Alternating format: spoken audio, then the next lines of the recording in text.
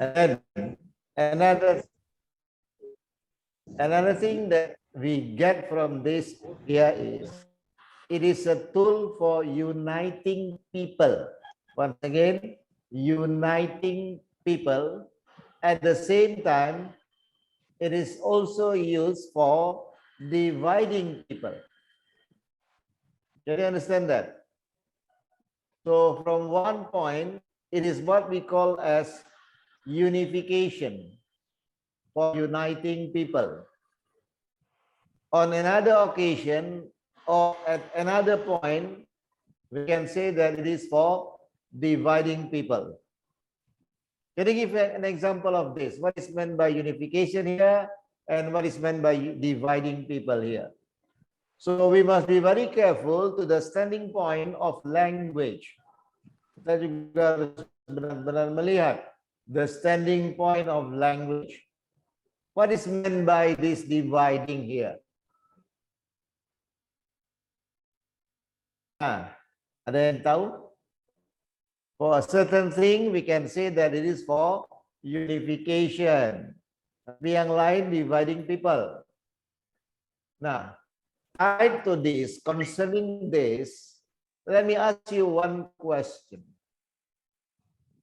You see that when we are talking about the number of population in our country, in this country, Indonesia, I think that the Japanese people, they have Javanese, not Japanese, yeah. Javanese people, they are dominant tribe in Indonesia, is that right?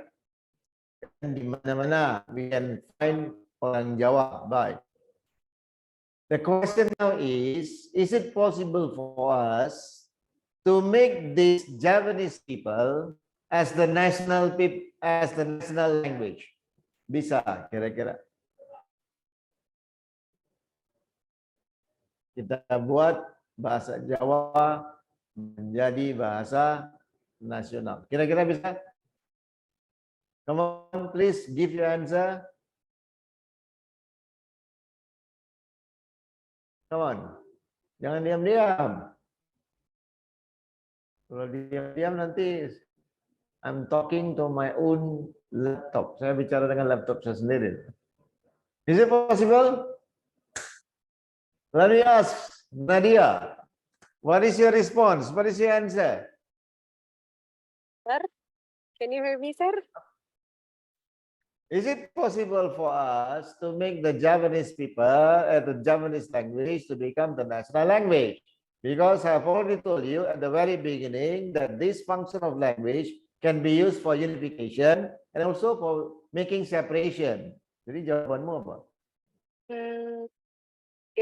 It will take time, sir.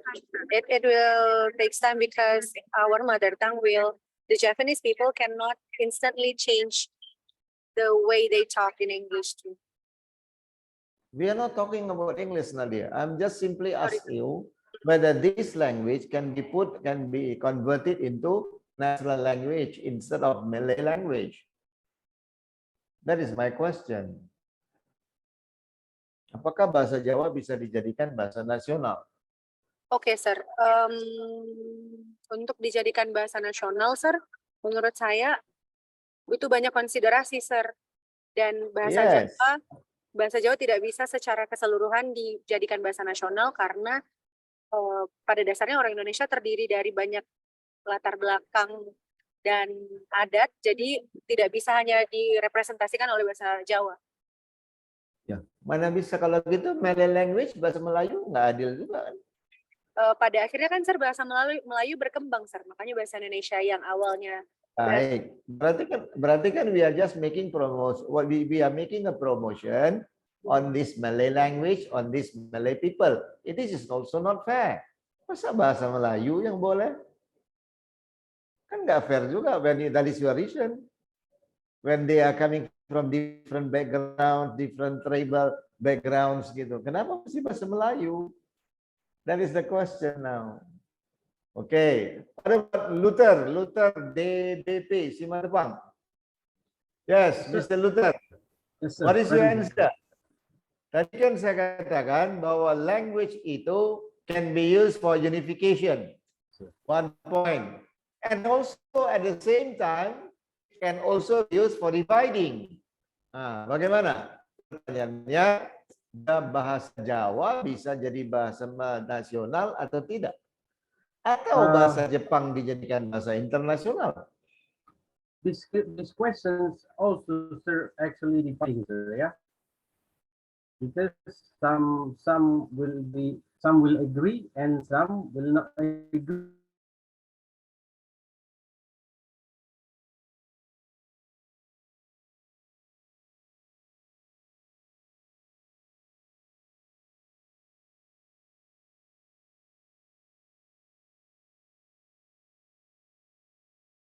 Ya, pejabat-pejabatnya semua orang Jawa, presiden kita orang Jawa, ya kan? Kan bisa aja dijadikan bahasa Melayu, bahasa nasional, apa kendala rupanya? Kan gitu. Karena udah ada Sumpah Pemuda, sir. Karena udah ada Sumpah Pemuda, sir. Waktu Sumpah Pemuda itu lah kenapa nggak bahasa Jawa disumpahi terus jadi apa dibuat Sumpah Pemuda? Oh, iya, iya. Kan bisa aja, atau bahasa Batak atau bahasa Niat atau yang lain. Kenapa mesti bahasa Melayu yang naik? Sementara when we are talking geographically, secara geografis Melayu kan kecil di Sumateranya cuman di Medan, Istana Maimun, sekitar ini Sumatera Utara, pesisir pantai Sumatera. Kan gitu kan, Mr. Luther? Baik, jawabannya, you see that there are some requirements needed to make a certain language to become a national language. Ada beberapa requirement. Salah satunya, the language should function as a tool for unification. Salah satu yang paling utama adalah untuk unifikasi, untuk persatuan. Bukan membagi manusia, bukan membagi masyarakat. In Japanese language, itu kan ada layers. You know, we have got some layers. Tahu kan, ada lapisan dalam bahasa Jawa. For example, when we are talking among the lay people, layman, di antara orang rakyat biasa, the language will be different. Ada kromo inggil atau bagaimana itu istilah-istilah mereka. Is that clear? Kemudian when you are talking to a king atau royal family, nanti ada bahasa halus. Oke? Ada bahasa kasarnya. Nah, ini nggak bisa unification. Paham, Mr. Luther?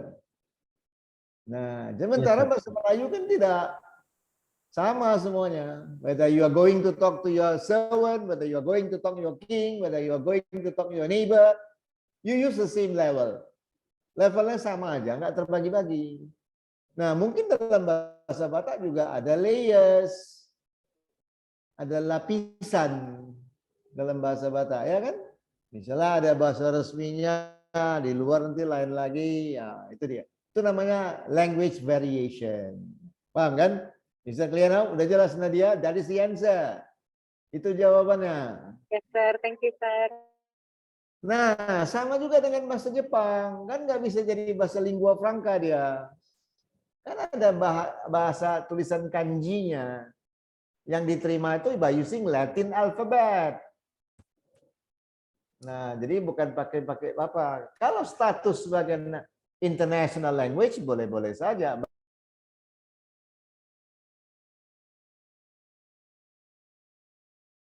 But it is not internationally or to be used of. Paham? Ya, itulah dia ya. That is the.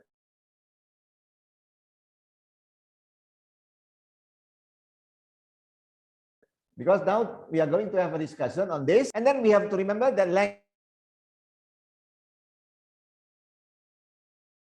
and dies. Ada juga kata-kata atau bahasa itu yang mati. And it is not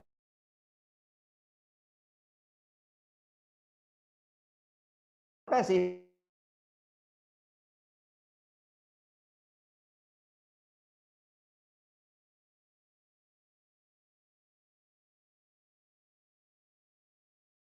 Ada yang ingat? Kira-kira dulu ada, sekarang lagi. That happens for local language, sir. Can you give, what is that? Bukan, I'm still thinking. Dulu ada bahasa yang sekarang nggak dipakai lagi. Kata. Indonesian language.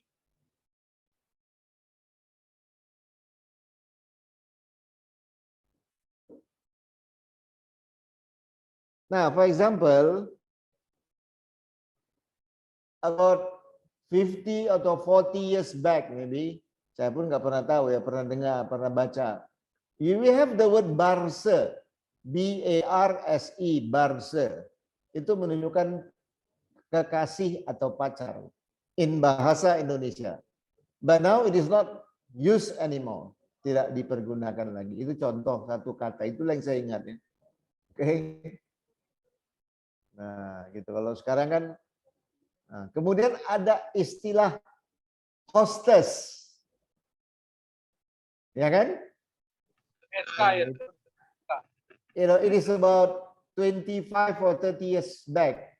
Hostess itu sama dengan bukan punya rumah, dia sama dengan PSK-nya. Ya, PSK. Ya, PSK. Sebenarnya kata PSK itu juga tidak tepat dipergunakan ya. It is not properly used. Coba kita lihat, kita analisis dulu. Saya katakan tidak tepat. It is not appropriately used. That is the word PSK.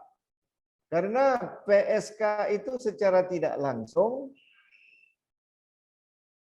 melegalisir atau ada legitimasi dalam profesi tersebut.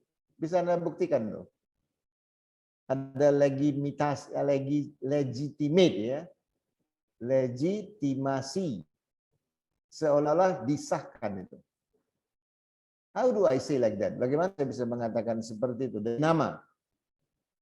Jadi secara tidak langsung kita menyetujui profesi sebagai PSK. Kenapa?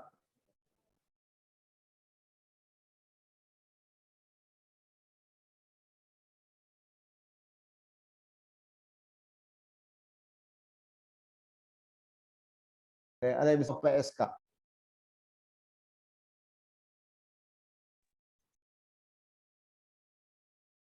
Ya? Komersil. Iya benar. Tapi suara kalian kok nggak apa ya nggak jelas. Suara saya jelas, Mr. Luther. Sir, putus-putus, Sir.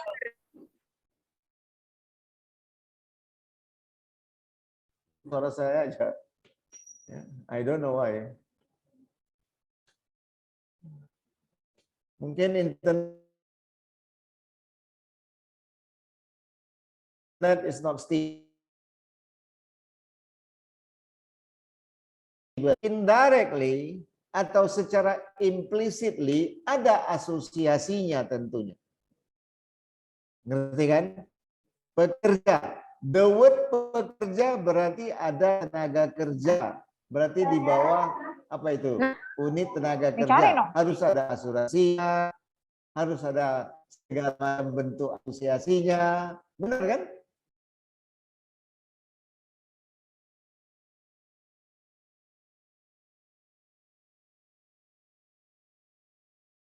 Gimana sekarang voice-nya?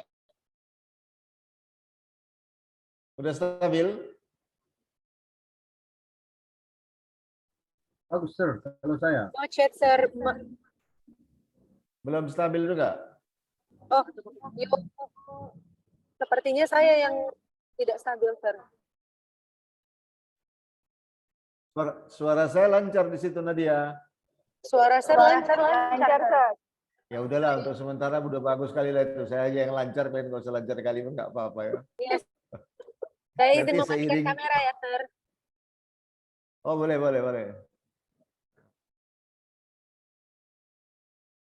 Nah coba sekarang udah jelas suara saya. Jelas, Sir. Suara Sir jelas, Sir. Nah suara kamu juga jelas. Berarti gara-gara kameramu. Berarti masalah di tangan dia kamu ya. Oke. Iya, Sir. Iya. Artinya kamu nggak boleh dilihat itu namanya. Iya, Sir. Alhamdulillah, Sir. Oh loh, kok alhamdulillah? Berarti saya eksklusif, Sir. Jadi saya izin mematikan kamera ya, Sir. Oh, iya. Baik, kita lanjut lagi ya. Nah, we are talking about varieties of language or variation of language. See the pronunciation, listen to the pronunciation, variety ya. Jangan dibaca variat apa-apa. Variety or varieties of language. So when we are coming to the term the variety, this is called linguistic variation. Simply, you can also use variation. Language, they are referring to regional, social, contextual differences. Mulai lagi dengan regional, social, contextual, perbedaan, differences in the ways that a particular language is used. Sekali lagi regional. Ya, itu masuk language variety berdasarkan region. It depends on the geographical aspect. Saya pikir mungkin kalau kita lihat contohnya, misalnya dulu ada mahasiswa yang menuliskan tentang bahasa Simalungun. Ya. Bahasa Simalungun di sini.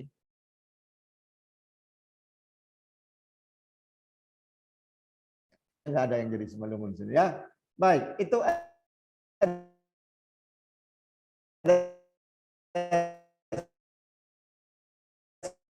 Simalungun, paham kan? Terjadi variety of language based on geographical aspect. Paham? Ya, bisa jadi ada bahasa lain yang kita nggak tahu. Bisa jadi ada bahasa Batak misalnya. Bahasa Batak yang dipakai di region pertama will be different with that of another region walaupun jaraknya dekat. Bisa jadi kan? We don't know. Sama dengan bahasa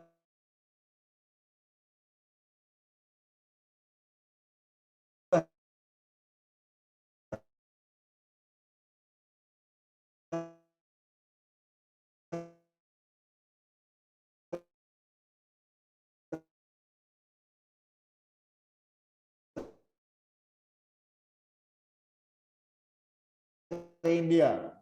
Whether the Indians are speaking English or they are speaking Indian language. Kan gitu. Jadi bingung kita pakai bahasa apa dia? Pakai bahasa Inggris atau pakai bahasa India? We do not know the dialect ya.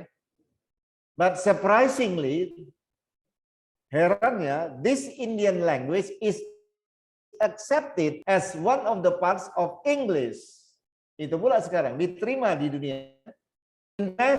In language, I'm sorry, in English is already accepted. Ya, diterima dia. Jadi tadi berdasarkan, kemudian berdasarkan social standing ini juga bisa varian. Oke? Dalam suatu sosial itu apa misalnya? Social standing. Minister, misalnya seorang menteri berbicara di depan televisi, tentu dia memakai bahasa Indonesia yang berbeda dengan bahasa Indonesia yang dia pergunakan di rumah. Kan terjadi variety of language. The same also with our class now.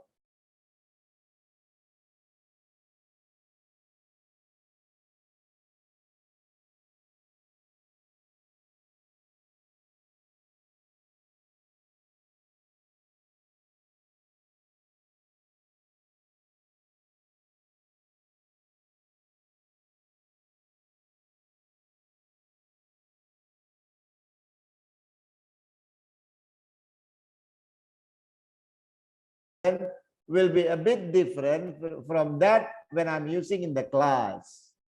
Paham kan? Nah, kemudian ada kontekstualnya lagi. Kontekstual, it depends on a certain event.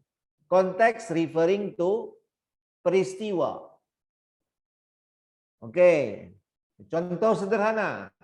When we are going to make a speech in a certain wedding, tentunya agak berbeda dengan ada orang yang kemalangan, kan beda. Betul kan, Luther, Mr. Luther? Itu namanya konteks. maka timbullah variasi bahasa baru atau bahasa yang lain dari yang sebelumnya. Ya, kata-kata yang dipergunakan semoga, misalnya semoga amal ibadahnya diterima dan lain-lain segala macam, itu hanya kan dalam konteks. Udah. Kemudian pada saat ada orang yang graduation, ada orang yang wisuda, kemudian kita berikan pidato, semoga amal ibadah selamat berhasil, sukses, semoga amal ibadahnya diterima Tuhan. Apa kata orangnya? Ya kan? Nah, dalam wedding misalnya semoga amal ibadah diterima, whether they are going to die or what, they will be asking us, what is the matter with you, man? Katanya. Wedding. Oh, saya perlu ingatkan wedding jangan pakai seremoni ya. Selalu itu tulisannya in the wedding ceremony. Ada kan? Kamu selalu mempergunakan seremoni berpasangan dengan wedding, ya, gitu. Selalu atau silap. So from now on, do not use the word ceremony setelah wedding. Karena wedding itu sudah seremoni. Beda dengan marriage. Oke. Ada pertanyaan? Anything you are going to ask? Mudah-mudahan apa kita berjalan dengan baik ya. Assignment nggak ada kendala ya. Novel sudah dibagi, sedang dibaca sekarang semua ya. Good. Itu pengganti ujian akhir. No exam from me, nggak ada ujian dari saya. Oke. So, kemudian ada variation between languages, variation between dialects. Kemudian speakers is known as inter-speaker variation. Within the same language also, probably the way of our speaking will be different. Dia kan punya keunikan tersendiri. Misalnya sekarang kalau saya tutup kamera karena kita sudah sering kontak dan berbicara, you know that, oh Mr. Manu is speaking now. Yang bicara itu Pak Manu pasti. Walaupun I do not use my camera. Berarti kan ada keunikan setiap individu, dia memiliki variasi bahasa. So my English will be different from the English that you are using. Kenapa bisa berbeda? I am also influenced, affected by my surrounding, by my mother tongue. So I can say that English becomes the second language. My first language, it is Indian language. And then shifted to English. And then shifted to bahasa Indonesia. Kan begitu. Paham kan? Maka kemampuan kita berbicara beberapa bahasa itu tentu juga akan menimbulkan variasi. So the Indonesian language that I'm using kadang-kadang dipengaruhi oleh Indian way, Indian style-nya. Nah, cuman kepala saya lah nggak goyang-goyang lagi, saya udah sadari itu ya. Nanti kamu tertawa pula tadi. Itu kan juga variasi juga kan?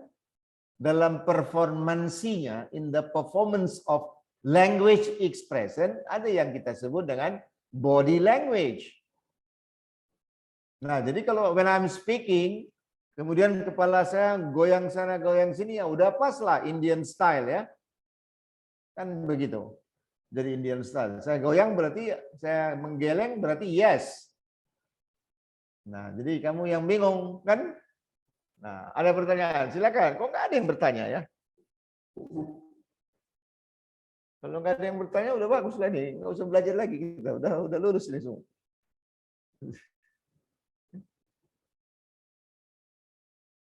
Nah, apa, Samuel? Senyum-senyum kamu. Di mana kamu, Samuel? Di kampung. In office, sir. Di mana? Office, sir. Oh, ada gambar apa itu? Saya kira kamu di kampung. I made the background for I really longing of my hometown. Oh, Lombok itu Lombok, bukan dari Tapanuli. Lombok ya. Toba, sir. Toba. Samosir. Toba ya, betul lah Toba. Oke. Ada pertanyaan kira-kira? Nggak ada. Baik. Kemudian, all aspects of language. Apa aspek bahasa? Kadang-kadang kita bicara aspek. Termasuklah dia situ fonim, ada morpheme, the smallest unit, ada syntactic structures, meaning. Ini semua memiliki potensi untuk variasi. Ya. Subject to variation. Okay? For example, how do you say sekolah? School kan? Tapi kalau di India mereka bilang school. Maka terbentuklah morphological aspect as well as phoneme. Menghasilkan satu variasi baru. Is it wrong? No, it is not wrong. That is why we say that how clever we are in English, we are not going to become an Englishman. Remember that always. We shall never be able to convert our cultural identity just because of a certain language or because a certain life aspect. Jangan, nggak ada itu. Jadi sepintar apapun kita, we are not going to become an English. Loh, kalau kita memang orang Medan, ya tetap orang Medan. So do not change that. Maka use English naturally. Maka pertanyaannya, what is the best English in the world? Apa jawabannya? My English. My English. My English is the best. Iya, itulah dia. So you are not going to become a Canadian dengan mengatakan 21, 22 dan lain-lain. If it is 20, just simply say that it is 20 because itu sudah dialect. Maka semua orang, every person in the world, when they are studying English, mereka harus merujuk kepada IPA, International Phonetic Alphabet. Itu yang diterima. Maka Anda akan lihat nanti bukan lagi English, bukan American English, itu semua gaya. Ngerti kan?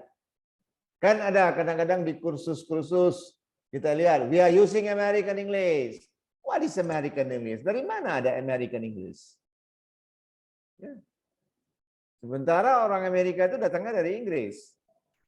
Ada English, British English, American English. Ini semua variasi bahasa.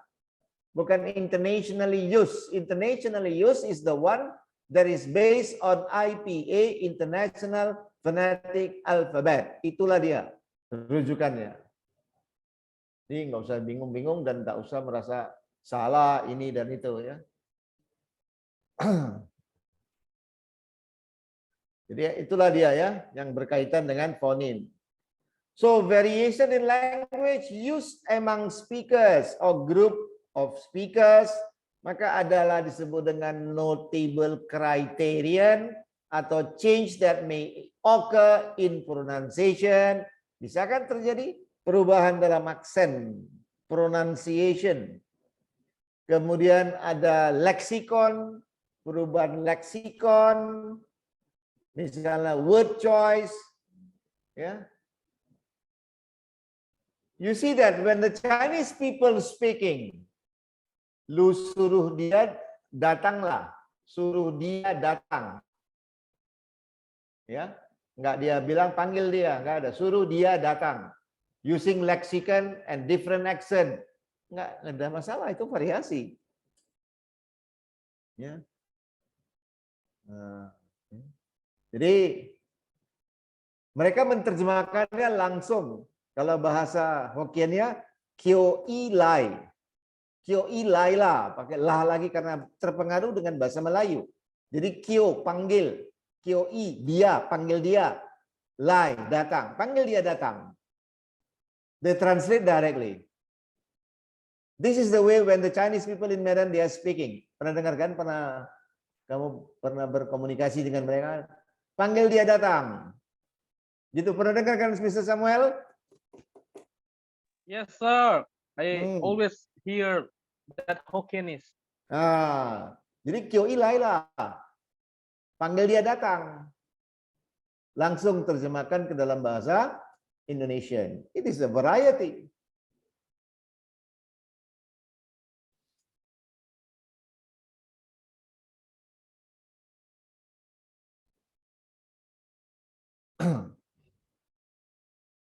Itu ada chatting apa itu? Oke. Maka variasi, variety is the principal concern in sociolinguistic. Ini sebenarnya variasi bahasa ini berkaitan dengan sociolinguistic. It has been discovered that variation is typically the vehicle of language change. Maka variasi bahasa inilah yang merupakan faktor terjadinya perubahan-perubahan dalam bahasa. So in sociolinguistic, yang a variety disebut dengan lek, L-E-C-T ya. Ada sosiolek, dialek, dan lain-lain. Lek. It is a specific form of a language or language cluster. Yang termasuk di dalamnya itu yang lek-lek itu apa? Ada dialek, ada accent, ada register, kemudian ada style, kemudian ada apa lagi? So, yang lain-lain lagi ya. You cannot remember all the time, all the things ya. In the variation of language or in language varieties, ada beberapa hal yang kita akan bahas. Pertama ada standard language, bahasa standar. Ya, standard language. Itu yang pertama. Ya, silakan kalau mau dicatat, catat. Atau kalau mau direkodnya, mau direkam, silakan, up to you. So the first is standard language. Yang mana yang standar, yang mana yang non-standard. Itu nggak bisa juga kita tahu ya. So the higher you are, kamu akan temukan bahwa sebenarnya segala sesuatunya nggak ada yang pasti ya. Whatever it is, especially in language. Hari ini kita bilang teorinya seperti ini, besok kita bantah lagi. Atau pada hal yang sama kita katakan. Standard dengan non-standard, bahasa formal. For example, people say that when you are learning literature, how to differentiate literary work and prosaic work. Bagaimana kita bisa membedakan antara karya sastra dengan karya prosa? Mereka katakan, they say, kata mereka, ya saya bilang kata mereka, ini nggak jelas sumbernya kata mereka, bahwa literature they are using beautiful language. Kemudian kita terimalah semuanya, beautiful language, yes, bahasa yang indah, bahasa yang indah. Pertanyaan saya, yang mana yang bahasa indah? Indah.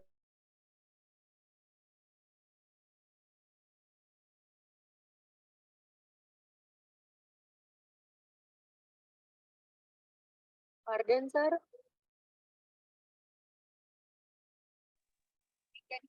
We can hear your voice, sir.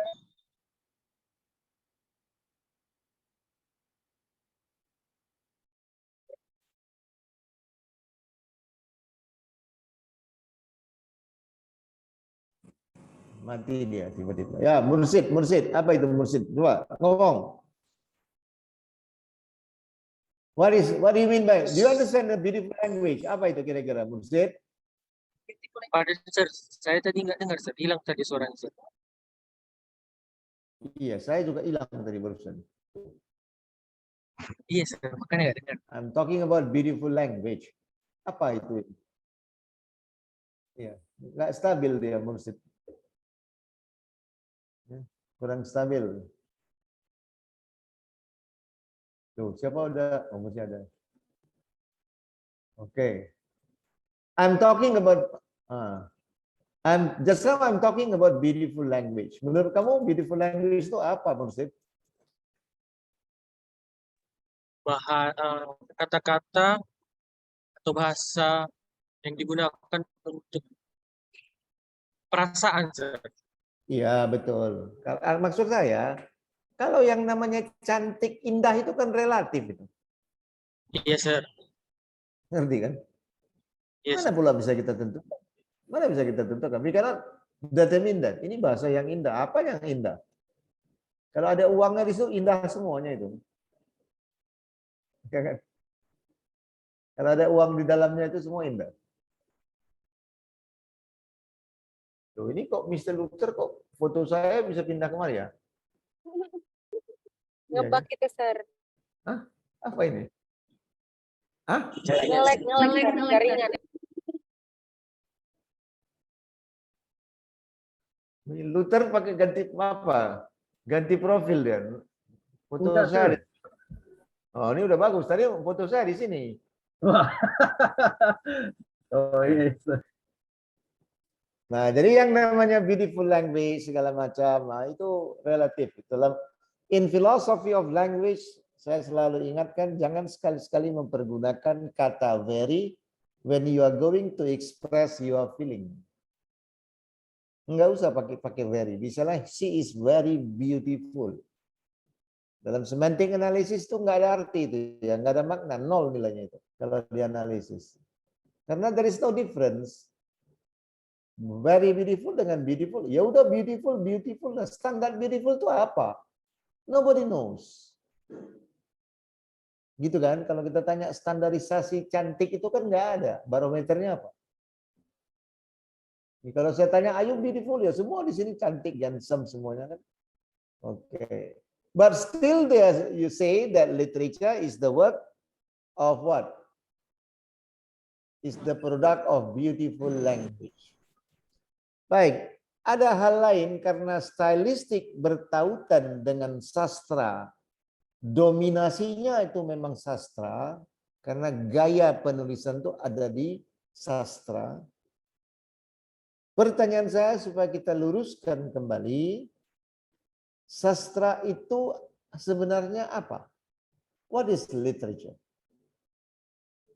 Apa sih sebenarnya sastra itu?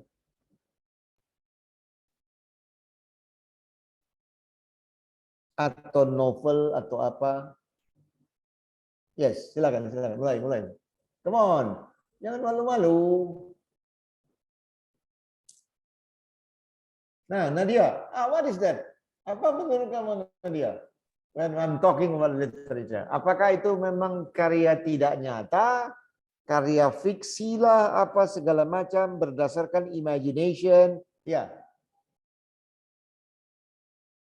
Sir, for me, sastra is the representation of many things, sir, that we profit a product. Matikan kameranya.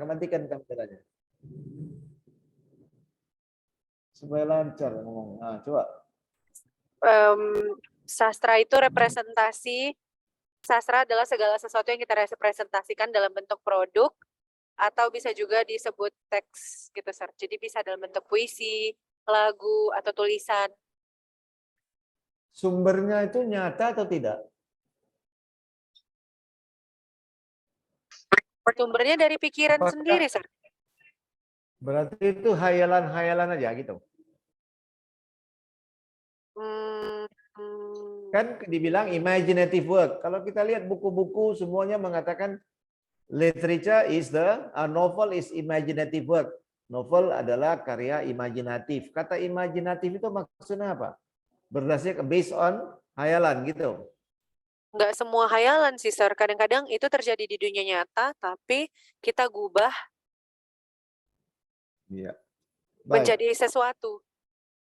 Ya, jadi kita luruskan. Let us clarify this today ya.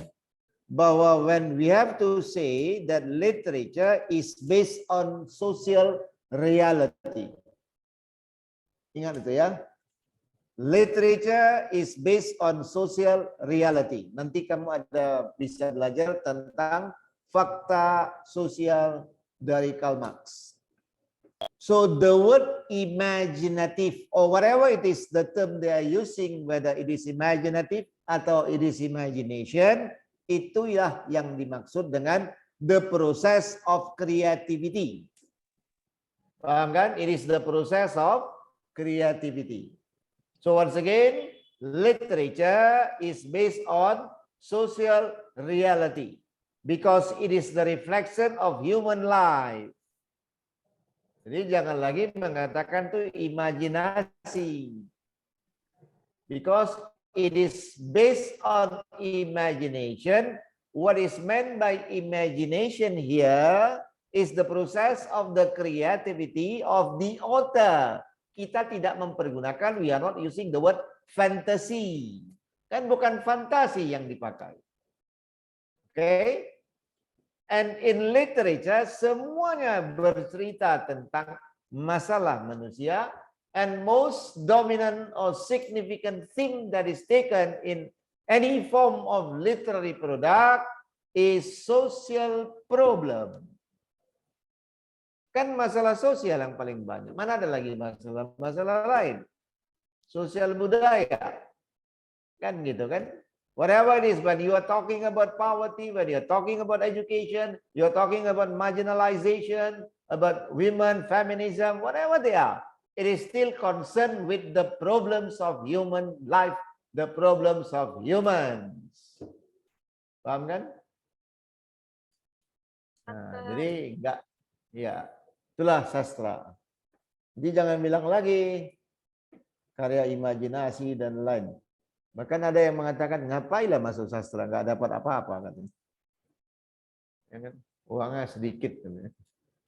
Padahal tidak seperti itu juga. Kalau rezeki dari mana ya ada. Oke.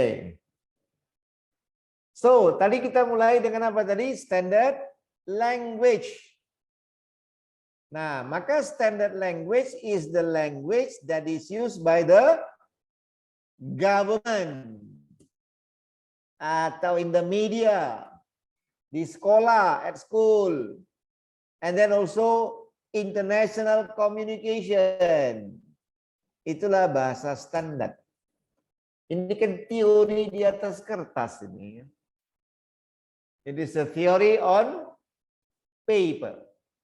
They say that when the government official, they are using a certain language, they are still also using standard language. Banyak juga pejabat pemerintah yang tidak mempergunakan standard language. Ya kan? At school also, at university also. Karena kalau kamu pakai bahasa standar terus-menerus, misalnya di ruang lingkup pendidikan, di ruang lingkup kelas misalnya, you are using standard language all the time, takut saya warga belajarnya, siswanya semua sakit kuning nanti ya. Enggak ada joke sama sekali. Enggak bisa juga dipakai itu. Benar kan? Betul kan? Masuk resmi sekali bahasa. Enggak ada lelucon. Ini guru ini buat orang memperpendek usia orang. Senyum jarang, apa jarang. Bagaimana itu ya? Adalah sedikit joke-nya. Okay? Because we are teachers, we are lecturers, we are all actors. Ya. Kita semua kan double faces. Luther, are you a teacher? Ya, benar kan? Yes, sir. Hah? Yes, I am, sir. Oh iya, sama profesi kita ya. You are a teacher, I'm also a teacher. Ya kan? Bedanya kamu di sana, saya di sini. Okay. Jadi, kembali lagi, we are using double faces. Maka orang semua memakai topeng. Ingat itu. Every person is using a mask. Ya, semua orang pakai topeng. Siapa yang nggak pakai topeng? Tell me. Maka kemunafikan, hypocrisy becomes the best policy. Betul? Bukan lagi honesty is the best policy. Itu dulu peribahasa. The peribahasa that was given by our nenek-nenek dulu. And then pass to the next generation until our current generation. They say that honesty is the best policy. Kejujuran adalah suatu kebijakan yang baik. Saya gantilah itu kejujuran menjadi hipokrisi. Kalau nggak setuju, nggak apa-apa, nggak maksa kok saya. Oke? Kemunafikan lah. Di mana-mana orang pakai topeng, betul. Every person is using a mask. Guru pakai double faces, actor, hatinya menjerit, banyak hutang misalnya, tapi di kelas dia harus senyum. Ya kan? Ketawa Samuel Tuna. Besok mau mikir, serdos belum keluar, kredit mobil udah habis tanggalnya. Bingung dia, tetap juga senyum. Keep on smiling. Udah, hari ini saya telepon seseorang di penjara. Sir, how are you? Apa jawaban dia? Oh, I'm fine. Apa yang fine? Dia di penjara, restricted. The freedom is restricted. Tapi dengan gamblangnya, he will say, oh, I'm fine. What about you? Wah, ini kan munafik semua kita. Itu sastra, orang sastra ya. Di sastra itu semua dibuka gitu, sehingga kadang-kadang kita senyum-senyum sendiri, malu sendiri. Memang betul kok. Ya. Ada yang mau membantah hypocrisy is the best policy? Silakan.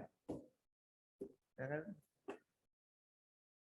Nah, kan jadi variety of language itu juga berkaitan dengan hipokrasi, bukan standarisasi.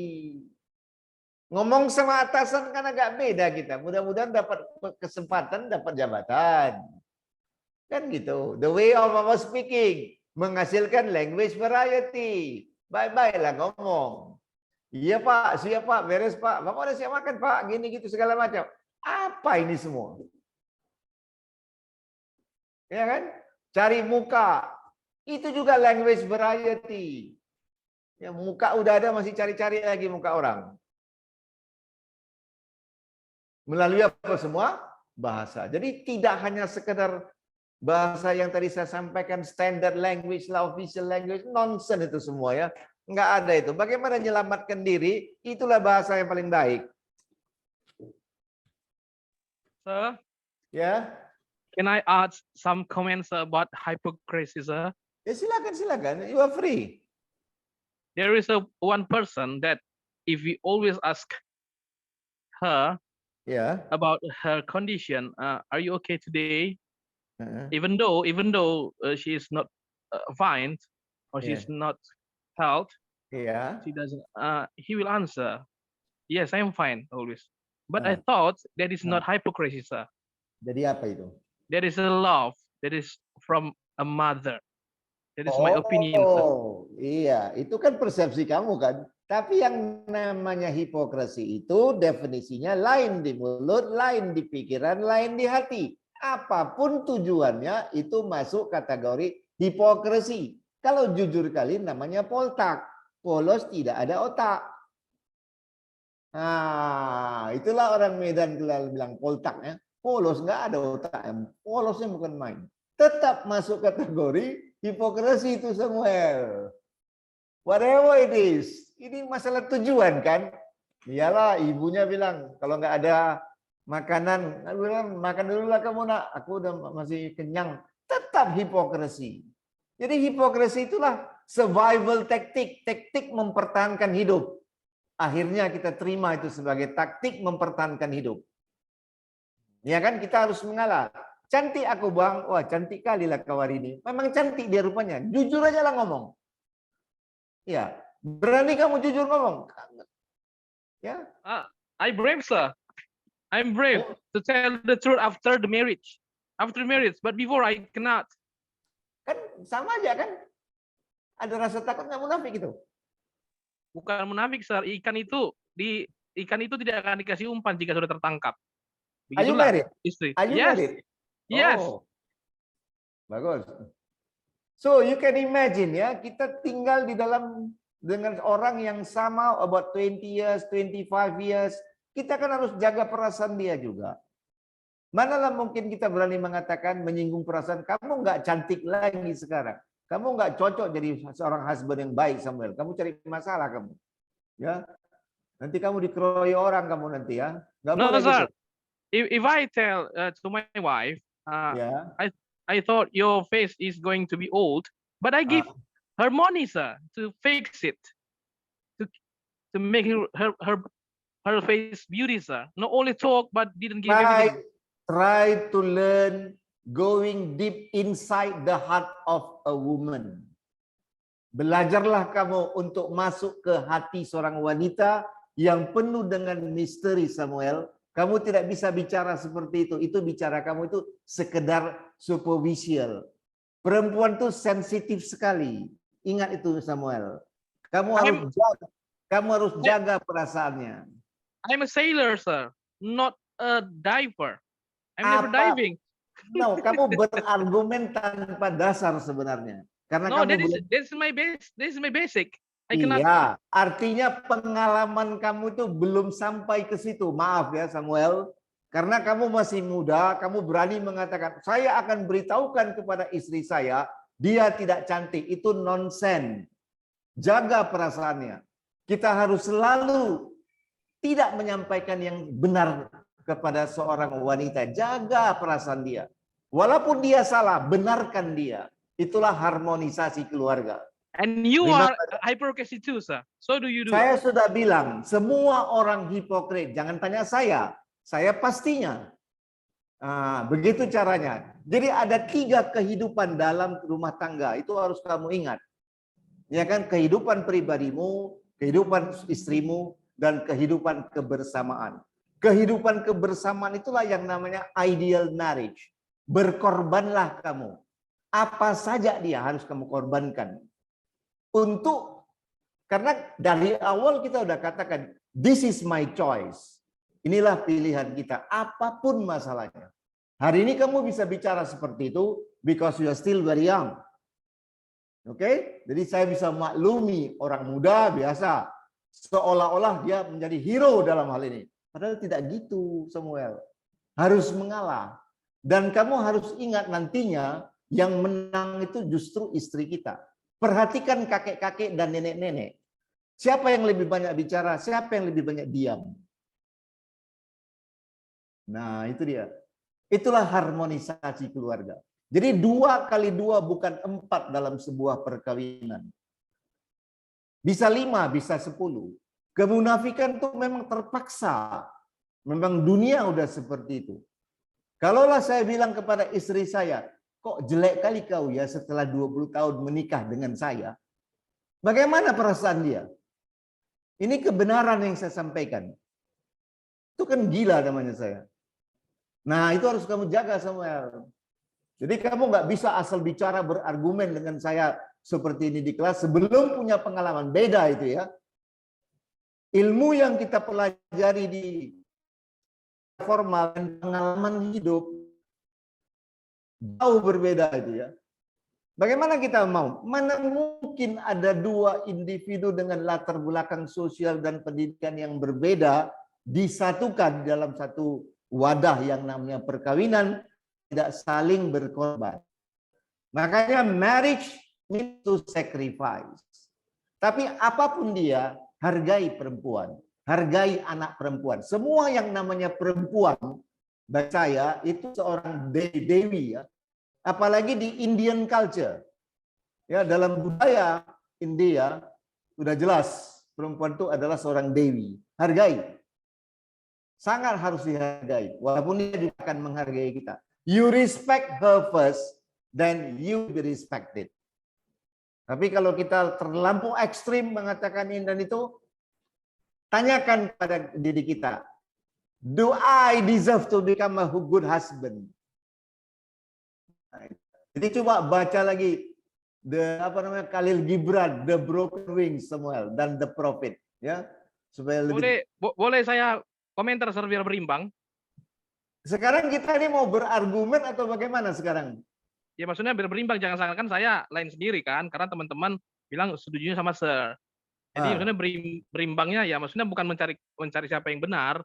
Jadi kalau masalah tentang merespek itu, saya sudah 8 tahun rumah tangga.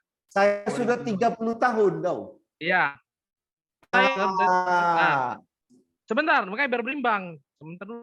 Jadi dari semenjak pernikahan saya tidak pernah menyuruh istri saya masak secara paksa, menyuruh untuk nyuci, menyuruh untuk bersihkan rumah yang setiap hari seperti kerjaan pembantu, nggak pernah saya paksa. Kecuali mengurus anak. Itu mengurus anak kewajiban. Ya karena anak kita bersama. Jadi karena memang katakan satu sisi saya bahwa kewajiban dia bukan babu ya, bukan babysitter. Ingat kamu itu. Apalagi kalau konsep budaya itu bukan istri kita bukan diwajibkan untuk jaga anak. Itu milik bersama. Itu kalimat pertama kamu tadi udah salah. Paham? Begini, Sar. Memang kita menurut Sar kan memang itu milik bersama benar. Bukan kan, menurut saya, bukan menurut saya. Oke, saya terima konsep yang Sar bilang. Jadi saya kan satu sisi saya bekerja. Jadi kadang-kadang waktu untuk anak itu hanya malam. Baru ada. Jadi siapa yang mengurus kalau nggak istri yang di rumah? Itu yang pertama. Tapi saya dengan satu sisi, saya itu nggak pernah bilang, jelek kok hari ini, enggak. Kayaknya kesalahan supaya memperbaiki alismu atau ini. Karena memang dia orangnya memperbaiki diri. Jadi nggak pernah bilang jelek, udah berkerut, udah begini, bukan menghina yang merendahkan, tapi untuk mengkritik untuk yang lebih baik. Jadi istri saya itu sampai sekarang itu kalau tamu datang itu nggak pernah masakannya itu dirasa, karena bukan saya nggak mengajari, memang saya nggak memaksa untuk masak, bagus kita beli. Untuk apa capek-capek. Nah, saya mau kembalikan sama Sir. Sir pernah nggak 32 tahun memanjakan seperti itu? Itu dulu, Kalau jadi kita berimbang. nggak usah kamu tanyakan seperti itu. Ya, kalau seperti itu nggak usah kamu tanyakan. Sudah saya praktekkan, makanya saya bicarakan. Kan kamu tahu istri saya kan? Kenal kan sama istri saya? Kenal, tapi kan saya nggak pernah tanya kehidupan sehari-hari. Kan udah jelas. Kalau kamu udah kenal dari penampilan dia bagaimana, udah bisa tahu kamu. Nggak usah saya ceritakan lagi. Jadi jangan tanya apakah saya memanjakan. Nggak ada istilah memanjakan. Dalam bahasa Inggris memanjakan itu spoil. Spoil itu merusak. Jadi ada dalam hal ini. Ya, Mr. Samuel. Jadi yang maksud saya tadi, tetap kita jaga perasaan-perasaan wanita. Itu aja. Kan sangat sederhana. It is a very simple thing. Ya. Jadi sebenarnya kita bukan mau berargumen tentang ini segala macam. Tadi saya mengatakan bahwa hipokrasi itu kan dimulai dari sana. Itu merupakan variasi bahasa itu. Kemunafikan. Bagaimanapun, contoh-contohnya sudah ada. Ya. Jadi kembali lagi seperti itu. Tapi seiring dengan perjalanan waktu, kamu akan belajar lebih banyak lagi bagaimana ideal marriage itu. Mungkin orang lain juga akan mengkritisi kamu dengan sistem manajemen keluarga kamu bagaimana. Orang lain belum tentu kita bisa katakan my family is the best. I do not say like that. Saya tidak mengatakan bahwa my family is the best. Malu saya mengatakan kalau saya bilang my family is the best, I'm the best husband, saya malu. Saya hanya menyampaikan saya menghargai wanita, siapapun wanita tersebut. Dan ini merupakan pelajaran yang diberikan oleh orang tua saya. Jadi akhirnya saya tetap menyampaikan seperti itu.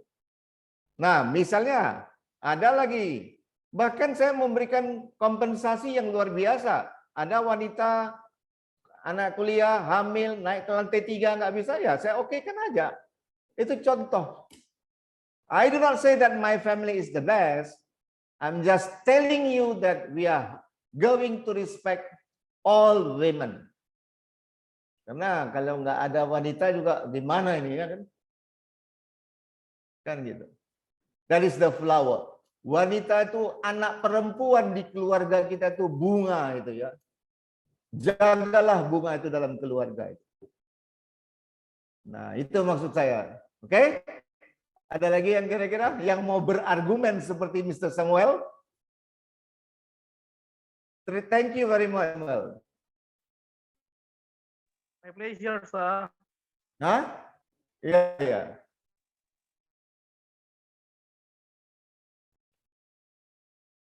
Nah, bagaimana dengan assignment kira-kira? Ada kendala kira-kira? Anything?